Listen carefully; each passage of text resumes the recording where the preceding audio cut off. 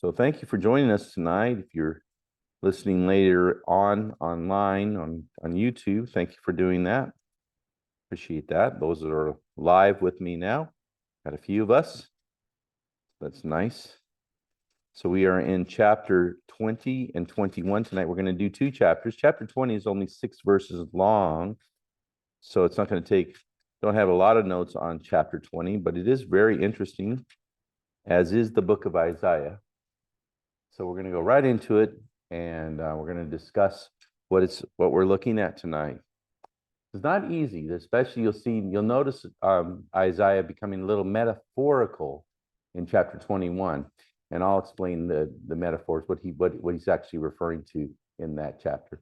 But it's very, very interesting, fascinating, actually. Okay, so let's begin. So tonight we are going to learn that many of the prophets, like Isaiah, Ezekiel, and Jeremiah, used object lessons to get their point across. There's a very candid one tonight, you'll see. And this is what we're learning when we see the prophetical judgments upon Egypt, Assyria, and Babylon. So it's upon, of course, and I can also say against, because they are burdens, definitely. Okay, so we're going to start with the Assyrians and the Egyptians, because that's really, and the Ethiopians, that's really what chapter 20 covers. So in verse 1, the Assyrians, he goes into a little history, starts with a little history here. So the Assyrians were the ones who subdued the Philistines. So if you're wondering how the Philistines met their end, it wasn't by David and King David or Solomon or any of the kings of Judah. It was actually by the pagan Assyrians. Okay, so if you're wondering, that's how they came to their end, the Philistines, by another pagan country, not by the godly Israelites. Okay, so verse 1. So the Assyrians, once again, you'll see, were the ones that subdued the Philistines. So this is verse 1, Isaiah 20, verse 1. So we're talking about BC, around 711 BC. Okay, so in the year that Tartan came unto Ashdod, when Sargon, the king of Assyria, sent him and fought against Ashdod and took it. Okay, so this is the history. Tartan came to Ashdod, a city of the Philistines, one of the 5 cities, and Sargon sent him, okay, and then he fought against Ashdod and took it. So let's talk about that. So 711 BC is the historical time period. There's a test at the end. I'm just kidding. Okay, so the tartan. What's the tartan? Is this like a kilt or something, or a Scottish clan? No, no, no. The tartan was an Assyrian general commissioned by King Sargon. So they just called him the tartan.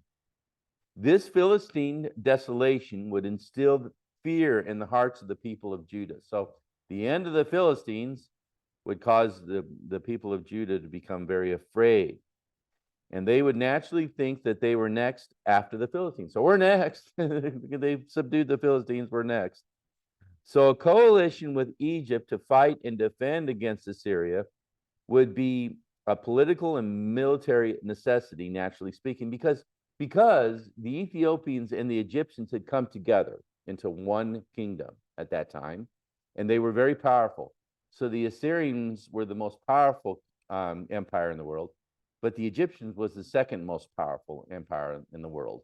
So the people of Judah were like, well, let's just join up with the Egyptians, right? And then we'll be safe against the Assyrians, because now we're kind of built up. All right. So that was the plan. You can imagine the advisors coming to the king of Judah and telling him, this is what we need to do. So there's a problem. So Isaiah illustrated graphically what would happen if Judah allied with Egypt. This is a very, very graphic illustration, you'll find out. Okay, there it is. This is what Isaiah did. At the same time spake the Lord by Isaiah the son of Amoz, saying, Go and loose the sackcloth from off thy loins. So he was wearing sackcloth. That was a sign of mourning. And put off thy shoe from thy foot. So don't wear sandals now. You're going to go barefoot. And he did so, walking naked and barefoot. Now, how long did he walk naked and barefoot? 3 years. Okay. Imagine that. Okay. This is the illustration. All right. So during that time, God commanded Isaiah to take off the sackcloth he was wearing and to disrobe. Okay. Now, many believe that he would have been wearing his nightshirt only. Okay. That he wasn't completely naked. That's probably more likely than for him to be completely bare. But he must also take off his sandals, and that's hard, walking around for 3 years without your shoes, especially in a land like that. That would be very hard. So we find that he was commanded to be naked and barefoot for 3 years. Okay? And of course, this was a humiliation to Isaiah. You can imagine it would be a humiliation to anyone. I mean, walk in here with my nightshirt on. I think everybody would like, what are you doing? This is crazy, right?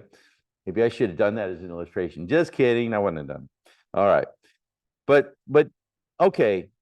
But you can imagine, okay, this would be very humiliating for this prophet. But he obeyed this unusual command from the Lord. Imagine how the people would have reacted to this object lesson from Isaiah. Keep in mind that he was walking around the king's court in the palace. This is where he lived. He lived around the king's court. He lived around the palace. So the king of Judah would see Isaiah like this every day. So this was a shockingly candid illustration of the prophet's complete obedience to the Lord. We who serve him in these days should consider Isaiah as we serve God. It's interesting to point out that there were times when God commanded his prophets to illustrate his prophecies. Ezekiel was the greatest example of this, but there were also things that Jeremiah did. He would walk around with a yoke on. Yeah. Elijah, there were things that he did. Elisha, he was very analytical and used a lot of metaphors and object lessons. And then there were many others as well. You can go throughout the Old Testament. You can see that a lot of the prophets did object lessons in one way or another. Yeah. Yeah, like John the Baptist, of course. And of course, he was to look like Elijah. So, once again, very metaphorical, interesting. Therefore, God commanded Isaiah to walk around naked for 3 years. It must have been a humiliating experience. But why? Well, God was using Isaiah to demonstrate the final humiliation that Egypt and Ethiopia would experience at the hands of the cruel Assyrians. This was an object lesson to illustrate what would happen if they joined up with the Egyptians and Ethiopian alliance. But God's message was really for Judah. We should not put our trust in foreign governments, or we will experience this kind of shame from our captors. Human governments and institutions should not and can never take God's place. This is a problem when it comes to geopolitical situations. Okay, so God asked Isaiah to do something that seemed shameful and illogical. At times, God may ask us to obey in ways we do not understand. We must obey God with complete faith, for he will never ask us to do something that is wrong. Okay? So, now with this understanding, in verse 3 through 6, which ends this chapter after verse 6, there would be no help from Egypt and Ethiopia to prevent Assyria from attacking Judah. So they don't need this alliance. Do you follow that? This is what he's telling them. He's illustrating, don't go to Egypt and form an alliance with them. Because what is happening will happen to Egypt will happen to you if you do. That's what it is. So look at verses 3-6. And the Lord said, like as my servant Isaiah hath walked naked and barefoot 3 years for a sign and a wonder, wonder upon Egypt and upon Ethiopia. So it was upon them. This is what's going to happen to them. So shall the king of Assyria lead away the Egyptians prisoners and the Ethiopians captives, young and old, naked and barefoot, even with their buttocks uncovered, to the shame of Egypt. So I'm being straight with you. This is what it was all about. And they shall be afraid and ashamed of Ethiopia, their expectation, and of Egypt, their glory. So people that joined up with them, they're going to be afraid. Do you want to join this alliance? Really? No. And the inhabitant of the isle shall say on that day, in that day, behold, such is our expectation, whether we flee for help to be delivered from the king of Assyria, and how shall we escape? So even the people of the isles, now the isles would be considered like Crete or Cyprus or even Greece. I guess apparently there was some alliances even with them at that time. And the Assyrians would hear about them and attack them too. So that's what's going on here.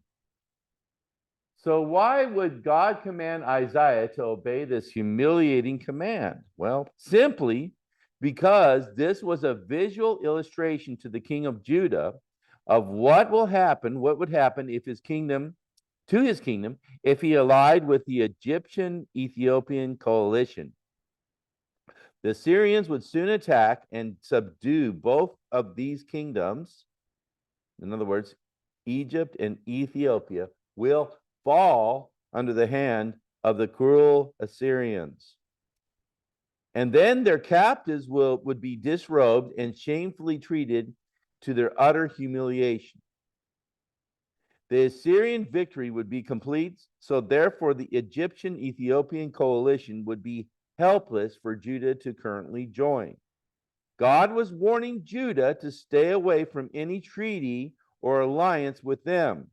The prophet was saying, trust in the Lord, and he will deliver you from the scourge of the Assyrians. Israel should not be trapped into an alliance with the Egyptians. And the isles were bemoaning their choice because they did. Okay? So what the Assyrians would do is they would go into the land, they would cause humiliation to those who became captives, they would march them through the desert all the way to Assyria. They would not have their clothes in. And they would put hooks many times on their lips and on their noses with a cord. So if somebody fell over, they would, if you can, it's so painful and humiliating. And he was trying to warn the people of Judah that if they joined in, the Assyrians would do the same to them. And they were aware of what the Assyrians did to the northern Israelis because that's what they did. Okay, and we talked about that in other Bible studies. So we find very quickly that the Assyrians were very cruel. Okay, and the Babylonians were no better, and even the Medo-Persians. These were pagan empires, and they were harsh, okay, and cruel. So that's what they were living in, okay? That's the time period, and this is what they went through. So it's very real. So it was important for him to do that. He needed to illustrate it to the king of Judah to not send his emissaries down to Egypt and join them. All right, so that's chapter 20. That's what that's all about. Now, chapter 21, okay. Chapter 21, this chapter is very interesting because this chapter was a burden or a weighty message of evil given against the Babylonians. Well, that's really interesting. For during Isaiah's time, Babylon was a vassal state of Assyria. It was not an empire. Now, they had tried to break away from Assyria, but had so far been unsuccessful. This prophecy becomes very interesting because it goes beyond the time when Babylon will overcome the Assyrians and they will destroy them. This prophecy is a future prediction describing the destruction of Babylon itself. So now the prophet's going to skip past the Assyrians to the Babylonians and to their destruction. And who destroyed them? Does somebody know the history? Who? That's right. The Medo-Persian Empire destroyed the Babylonians, and you're going to see those words in this passage. You'll see it. You'll see media right here. So look at it. So in verse 1 through 3, the prophet becomes metaphorical in his description of Babylon. He's going to become metaphorical. So this is why it can be a little bit difficult, because you're reading this and you're like, well, what's this referring to? Well, as you read on, you'll find out. Okay, it says the burden of the desert of the sea. And I'll explain this to you, what these metaphors talk about.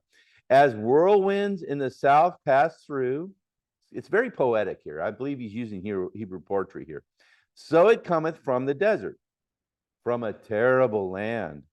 A grievous vision is declared unto me. The treacherous dealer dealeth treacherously, and the spoiler spoileth. Go up, O Elam, beseech, O Media. All the sign thereof have I made to cease. Why is that? Because they're gone. Therefore are my loins filled with pain. So now the prophet's going through some physical pain here. Pangs have taken hold upon me as the pangs of a woman that travaileth, like a woman giving birth. I was bowed down at the hearing of it. Very hard message. And I was dismayed at the seeing of it. He's seeing this in a vision. Okay?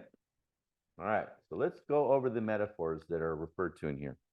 The prophecy begins by metaphorically describing Babylon as the desert of the sea, or the plain of Babylon. Okay, because if you go to the plain of Babylon, you'll find many rivers, okay, and large rivers, and it's desert, okay? And that's the description of the land. So he's describing the land right there at the beginning. So Babylon sat on the southern part of the Fertile Crescent.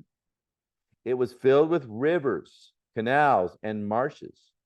This burden was bad news for the future Babylon, just as the awful whirlwinds or tornadoes would sweep through Babylon and cause great damage and destruction. Now, listen, they would get, I don't know if they still get tornadoes over there, but they did in those days. In fact, Job even mentions a tornado in the book of Job. There's a tornado in the book of Job. There's a whirlwind there, and he's in the desert. Yeah, yeah, but these are bigger than sandstorms. These are literal tornadoes. Okay.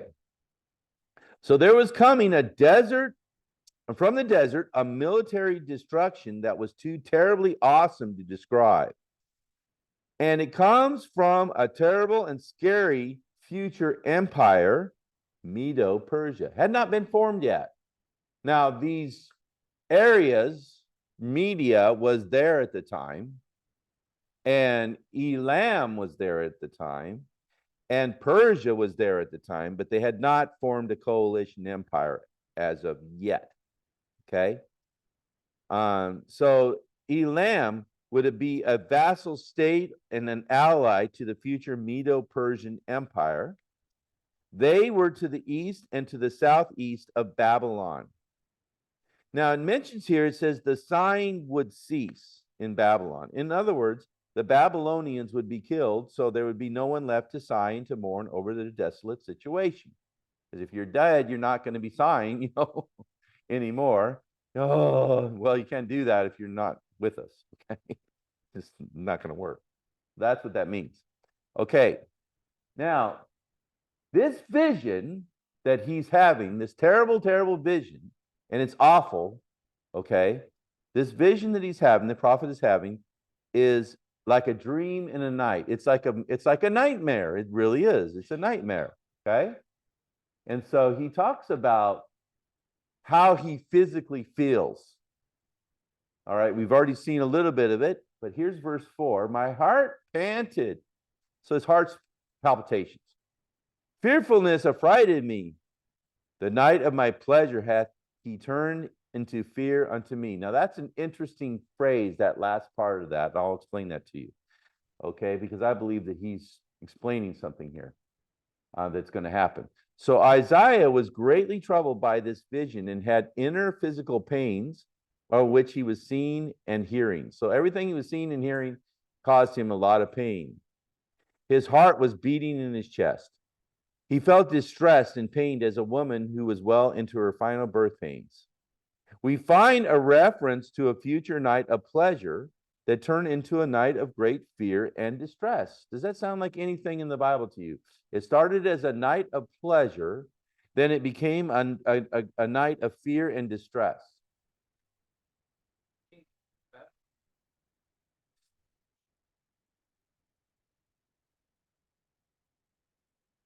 Yeah, that's what that's referring to. Yeah, he's referring to that night of pleasure that turns into distress. So once again, I believe it also it's a reference to the night of pleasure that Belshazzar, the final regent and the second ruler of Babylon, had enjoyed as he threw a party. And of course, he committed sacrilege against the temple vessels, and God wasn't happy with that. And so it was that same night, according to Daniel, that Babylon fell to the Medo-Persians. The Bible says that Belshazzar saw the handwriting on the wall, and people still use that.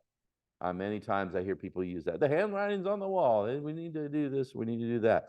And that's where we get that from. Soon his night was over, and destruction and death arrived. Babylon fell to the Medo-Persians, and Isaiah had already seen this in a vision. So it would fall. I should say it would fall to the Medo-Persian. Not it hasn't fallen yet, because it isn't even an empire when he's giving this prophecy. Do you see that? So you can imagine the people that he's prophesying before, and they're just scratching their head and they're saying, but there is no Babylon Empire. What are you talking about? There is no, but there will be. Okay, but there isn't one right now. So how is that relevant to us? Well, it's not all about the people that live at that time. There will be people that will live in the future too. And that's what we have to see when we look at Bible prophecy. It's not all about what happens during our time, but what also happens in the future of our time. So we find this event of Babylon being destroyed, and it's also recorded, as we've talked about, in Daniel chapter 5. Okay. All right. So this is what it's referring to. Now, he's going to become more direct about, because he called Babylon the desert of the sea, right? Okay. Now you're going to see he's going to use the word Babylon, and he's going to use it in a very interesting way. And you have seen this before. And this is where someone got this phrase from. So you're going to see this in just a moment. I'll show it to you. Okay. So it's interesting. Prepare the table, watch in the watchtower, eat, drink, arise, ye princes, and anoint the shield. For thus hath the Lord said unto me, go, set a watchman, let him declare what he seeth. And he saw a chariot with a couple of horsemen, a chariot of asses, and a chariot of camels. And he hearkened diligently with much heed. And he cried, a lion, my Lord! I stand continually upon the watchtower in the daytime, and am set in my ward whole nights. And behold, here cometh a chariot of men with a couple of horsemen. And he answered and said, Babylon is fallen, and all the graven images of her gods hath he broken into the ground. So there it is, very clearly there. And someone else also has that in a prophetic vision. Can you guess who that would be? Daniel? John, found in the book of, that's right. We'll look at that in just a moment. Okay, so let's go over what these verses mean. Okay, so he challenged them. So this is God. So what you're seeing at the beginning of these verses is God is taunting. God taunted the Babylonians to prepare for a war that they would ultimately lose. So the Babylonians, of course, not an empire yet when this prophecy is given, but they were very proud of their military strength, right? Just like nations are today, right? They were very proud of it. All right. Okay. So God taunts them.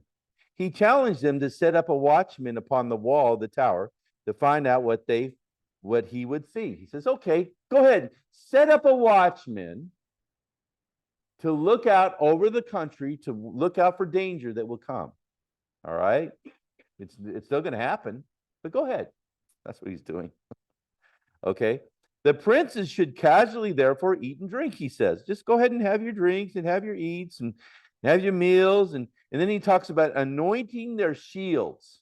That's talking about fighting, having a practice, and then the shield gets anointed with the scars and maybe a little bit of blood on the shield. Go ahead and anoint that with blood. And in other words, go ahead and practice and prepare. Get ready. Get out there, fighting men, and start fighting. And then these leaders, then he said the leaders went out to the watchmen. So remember, he talks about the watchmen in the beginning. Then he says, oh, and now the leaders went out to the watchmen. They're going to ask him what he saw. So what do you see, O watchman, on the wall? And then he said, well, he looked out and he saw trouble was coming. So he describes it. He says, okay, I see a chariot of horses here and a chariot of donkeys there. Then he saw a chariot of camels. Then he cried out when he saw a lion. So he's there day and night.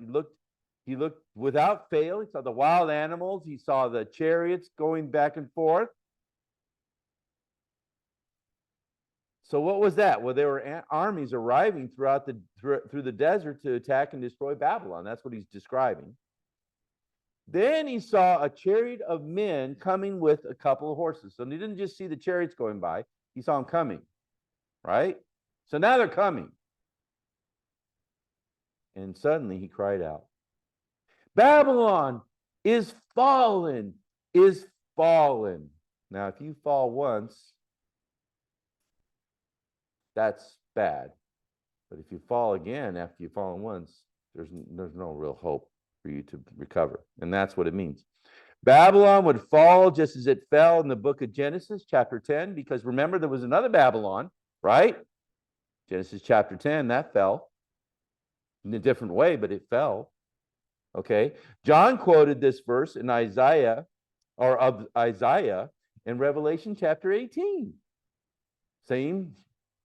He didn't get it from Isaiah. I don't think he did, but he's quoting it to describe the destruction of this current world and comparing it to ancient Babylon, as he was symbolizing this world's civil, military, and economic destruction. That's where this world is heading. It's heading towards, eventually, civil, military, and economic destruction. Just like ancient Babylon, which fell on that day by the cruel hands of the Medes, Persians, and Elamites. All her false gods could not save her, and they lay covered in dust. That's what it describes at the end. Just as the modern political, economic, and military props will not save this current world, but will eventually rust and rot.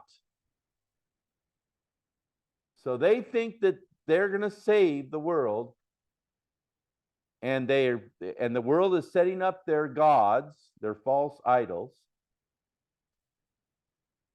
economic, political, military, just like they did back in those days. They have a different sort of idolatry in our day, but it's idolatry just the same. Oh, yeah. Oh, they do. Yeah, they worship their military. Yeah, that's their god. Yeah. Yeah, while the people are starving to death and dying. Exactly. Because those are his gods. Yeah, he worships the missiles. Okay. So Revelation 18, verse 1 and 2.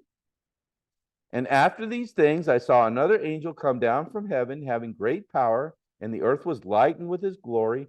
And he cried mightily with a strong voice, saying, and this isn't a watchman now, this is an angel crying out, Babylon the Great is fallen. No, notice that's not what the watchman says. He says Babylon is fallen. But this is Babylon the Great, okay, is fallen and is become the habitation of devils and the hold of every foul spirit and the cage of every unclean and hateful bird. So God says, I am going to rid this world. And when he talks about unclean, the hateful birds, those are always looked down in Jewish culture, like a vulture or any kind of bird of prey. They would never illustrate or set up. You're not going to see a flag, I don't think, of that has a bird like that in Israel. Okay, well maybe there is, but I don't think so. Okay. So watchmen on the walls often appear in prophetic visions of destruction. So this is what you have. This is a prophetic vision of destruction. So the watchman comes into play. We also had that with Ezekiel twice. When God called Ezekiel, he called him a watchman. I have set thee as a watchman, son of man. And so here you have this. So watchmen were the first to see trouble coming. The prophet Habakkuk was presented as a watchman. Habakkuk chapter 2, verse 1. The vision of the riders on horses represented the Medes and the Persians attacking Babylon in 539 BC. So this was given in around 711 BC. So how many years is that? Yeah, it's a long time from that time. It's not quite 200, but it's close. And so you see, these people wouldn't think it would be relevant to them, but it wasn't just written for them. It was written as a warning of what was going to happen to great empires, definitely. Okay. You see, Babylon was not only a great and powerful city, but it was also filled with blatant sin, idolatry, witchcraft, temple prostitution. Okay, Babylon was and it remains a symbol of all who would rebelliously stand opposed and against the God of heaven. Despite its glory and power, Babylon would face destruction with all her foolish idols. No one would help in their time of trouble. No one. They hated Babylon so much. Why? Because they were so cruel, just like the Assyrians. When Nineveh fell, nobody came to Assyria's aid because they hated Assyria, because they were so cruel. When you're cruel to people, people don't like you, right? You're cruel to a nation, and that government falls, and the people are going to like, well, I'm not going to help, right? That's human nature. Yeah. And so when Babylon falls, it's the same thing. It's not going to get any help. Okay. It's just going to fall, and that's it. All right. So in verse 10 now, the Jewish, he just uses one verse to refer to the Jewish remnant. So Isaiah called out the Jewish remnant taken into captivity by future Babylon. Interesting verse. Oh, my threshing and the corn of my floor, that which I have heard of the Lord of hosts, the God of Israel, I declared unto you. So he says, I've told you this, and you are my threshing, you are the corn of my floor. What does that mean? Okay, he's referring now, not to Babylon, he's referring to the captives in Babylon, because remember, the Babylonians took the Israelis, the people of Judah, captive, didn't they? Okay, so it's really, that's an interesting phrase there. So God will save his wheat, meaning the Jewish people who were taken into captivity by bringing them home. He's going to take them home. This is what this is referring to.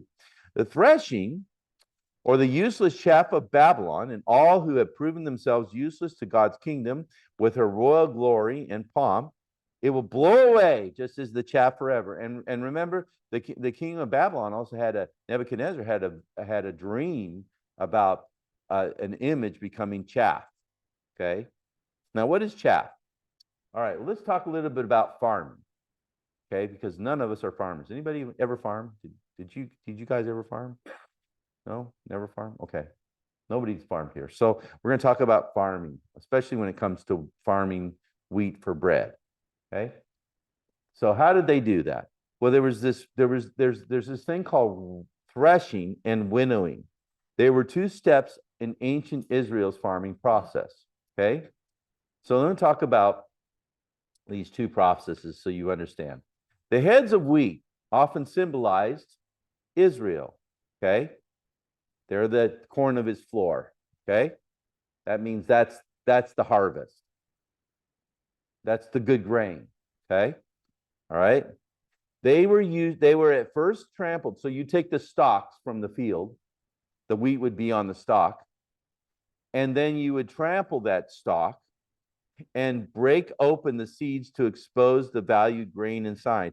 This was known as threshing. Now they would take something, maybe a heavy wheel, roll it over it, or they would jump on it, whatever, use any kind of tool, stamping tool maybe, but they would use that to remove, because you can imagine how tedious it would be to grab a little, and try to take it would take all day.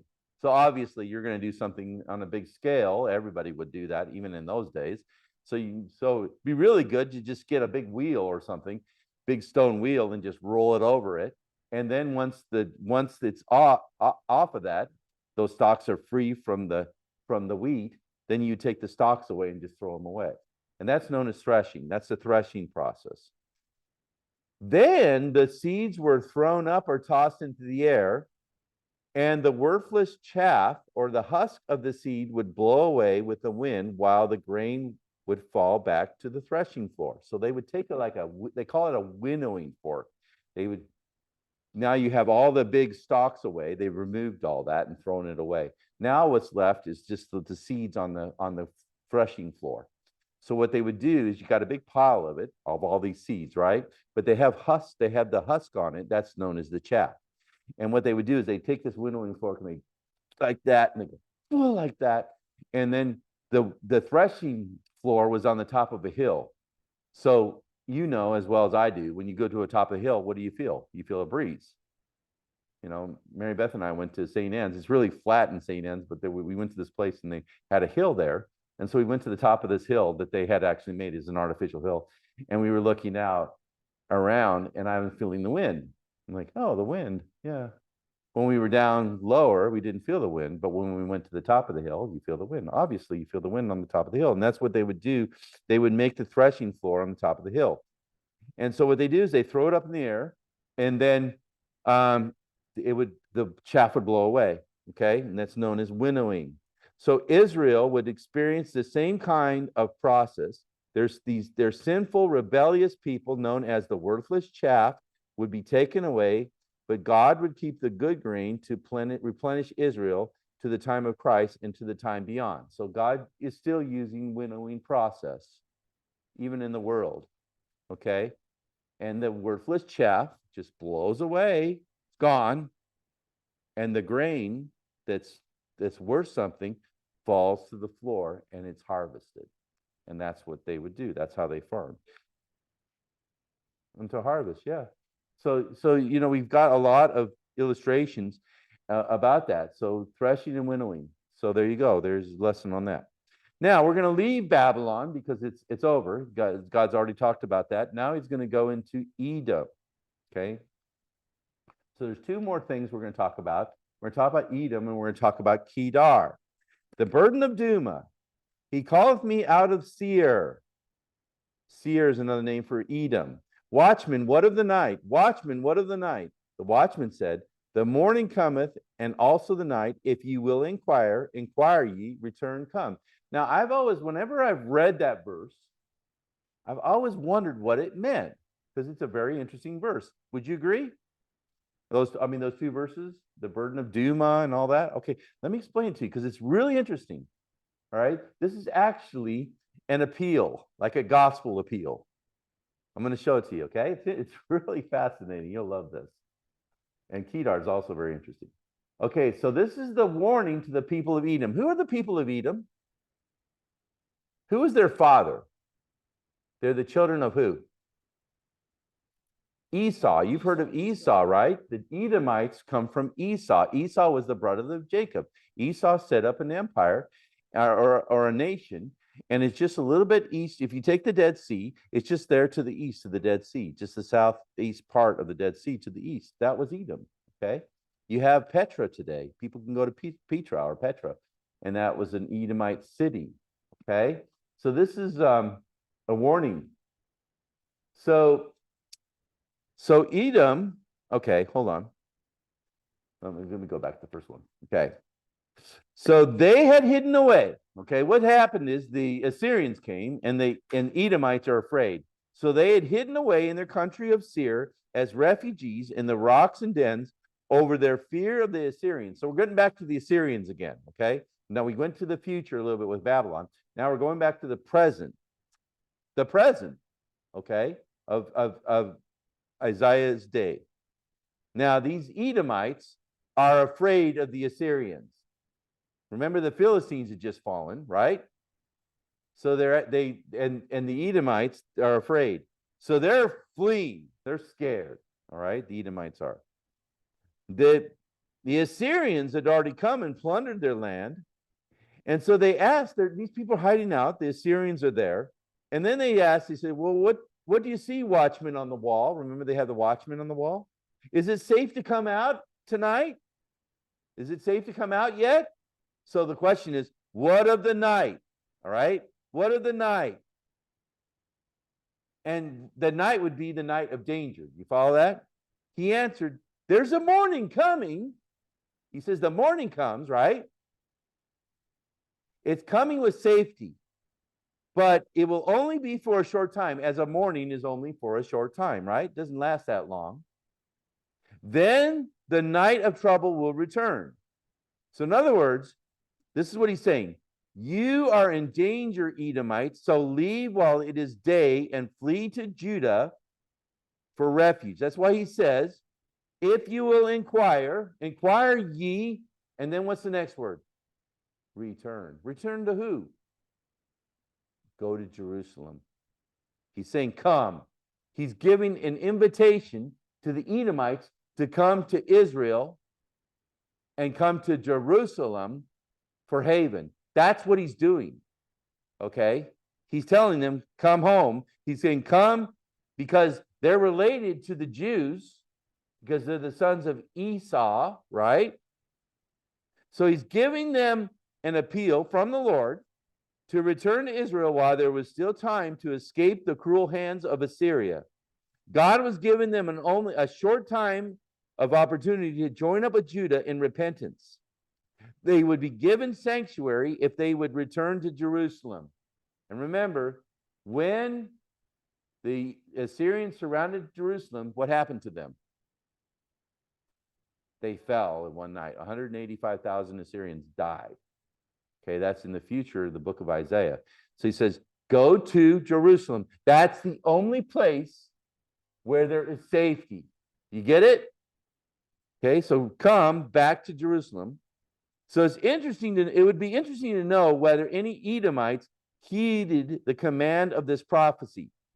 It was likely that many did not, and they were taken away by the Assyrians or they were killed.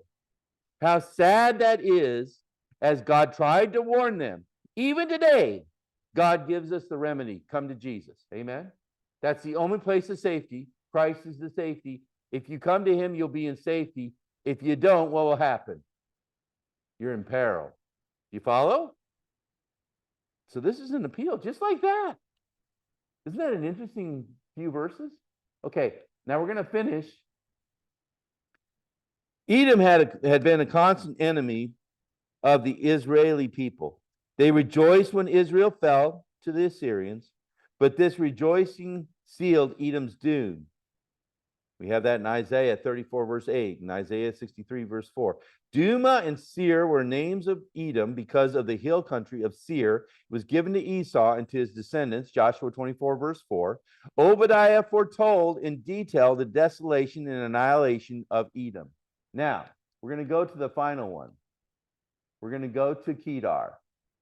Who's Kedar? Okay, I'm going to get this to you. Okay. Kedar, the people of Kedar are the Arabian Bedouins. So this is what we're going to close with. We're going to close with, so we've had warnings to Edom. We've had the destruction of Babylon by Medo-Persian, right?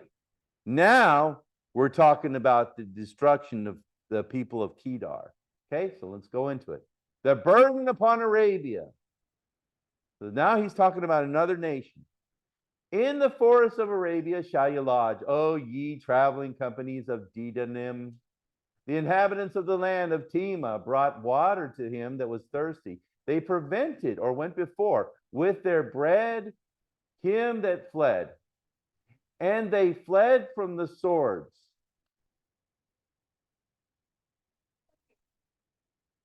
Yeah. From the drawn sword and from the bent bow and from the grievousness of war. For thus hath the Lord said unto me, within a year, according to the years of an hireling, and all the glory of Kedar shall fail, and the residue of the number of archers, the mighty men, and the children of Kedar shall be diminished, for the Lord God of Israel has spoken it. So it's going to happen. What's going to happen? Their destruction. The Arabians are going to be destroyed. By who? All right, we'll talk about that. So the third message is against the Ishmaelites, the sons of Kedar, who were Arabians living in the area now known as Saudi Arabia. This is what we're referring to right now. Okay? The Arabians were Bedouin people and traveled throughout Dedan. That's what the area was known as Dedan, which was in the center of Arabia.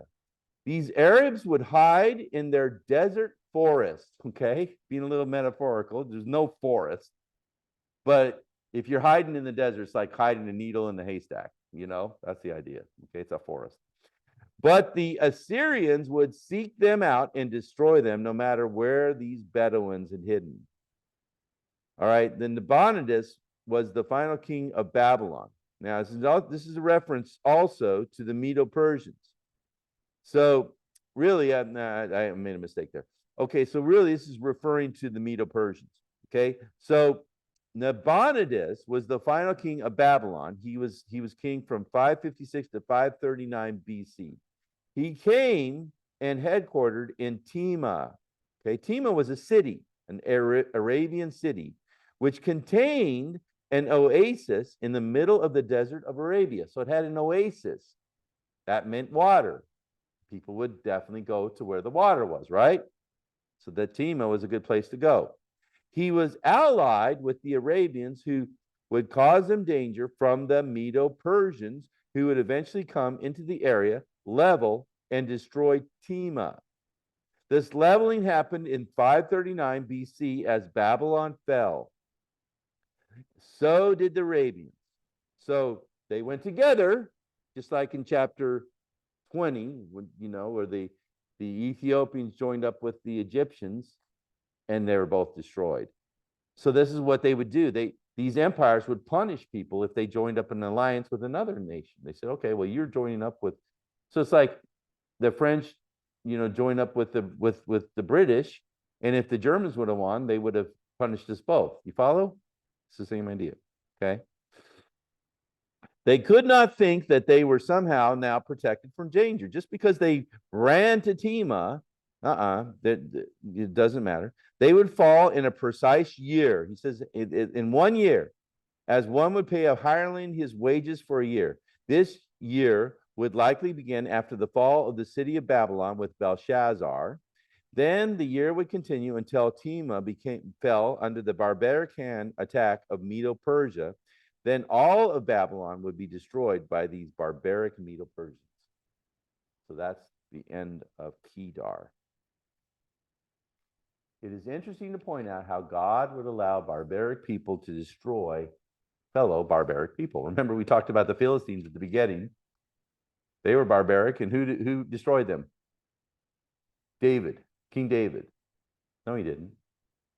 No, he caused them trouble, but he didn't destroy them. The Assyrians destroyed them. Yeah. So listen to this. Okay. The Babylonians destroyed the Assyrians and the Egyptians, right? The Medo-Persians destroyed the Babylonians. The Greeks destroyed the Medo-Persians. The Romans destroyed the Greeks. The Huns, Vandals, Lombards, Saracens, and Turks destroyed the Romans. Eventually, all who oppose Christ shall be destroyed by him at his second coming. Ultimately. Okay?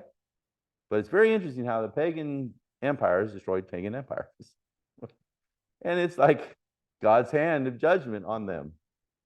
Using pagan empires to destroy pagan empires. All right, well, thank you for watching and listening. It's interesting, isn't it?